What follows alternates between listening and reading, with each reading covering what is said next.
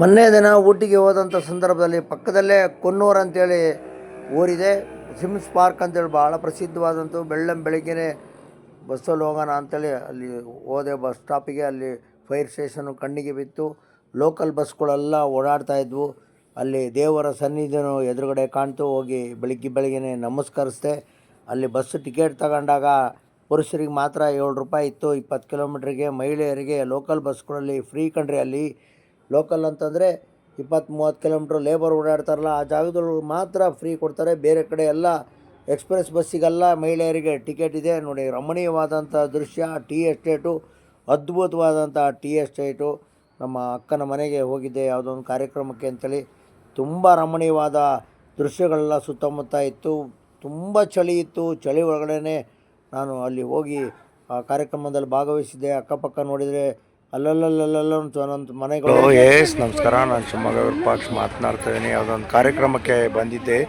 ಕೂನೂರಿಂದ ಮುಂದೆ ಕರಂಪಾಲಂ ಅಂತೇಳಿ ಎಲ್ಲ ಟೀ ಎಸ್ಟೇಟ್ಗಳು, ಟೀ ಫ್ಯಾಕ್ಟ್ರಿಗಳು ಇಲ್ಲಿದ್ದಾವೆ. ಅದ್ಭುತವಾದಂಥ ಟೀ ಸುವಾಸನೆ ಇಲ್ಲಿ ಬರ್ತಾ ಇದೆ. ಭಾಳ ರಮಣೀಯವಾದಂಥ ದೃಶ್ಯ. ಟೀ ಎಸ್ಟೇಟ್ ಅಂತೂ ತುಂಬ ಅದ್ಭುತವಾಗಿದೆ. ನೋಡಿ ಎಷ್ಟು ಚೆನ್ನಾಗಿದೆ ಟೀ ಎಸ್ಟೇಟ್ ಅಂದರೆ. ಇಲ್ಲಿ ಕರಡಿ, ಹುಲಿ ಎಲ್ಲವೂ ಇಲ್ಲಿ ಓಡಾಡ್ತಾ ಇರ್ತವೆ.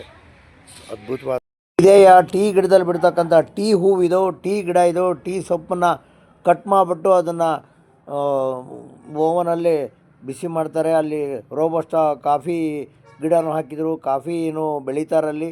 ಅದ್ಭುತವಾದಂಥ ಟೀ ಸುವಾಸನೆ ಬರ್ತಾನೆ ಇತ್ತು. ಅಕ್ಕಪಕ್ಕದಲ್ಲಿ ಫ್ಯಾಕ್ಟ್ರಿಗಳಿರೋದ್ರಿಂದ ಟೀ ಸ್ಮೆಲ್ಲು ಬೆಳಗ್ಗೆನೇ ಟೀ ಸ್ಮೆಲ್ ಬರುತ್ತೆ. ಮಲಗಿದ್ದವರಿಗೆ 6 ಗಂಟೆಗೆ ಎಚ್ಚರಗೊಳಿಸ್ಬಿಡುತ್ತೆ ಟೀ ಸ್ಮೆಲ್ಲು. ನೋಡಿ, ಇದೇ ಕರಂಪಾಲಂ ಅಂತೇಳಿ.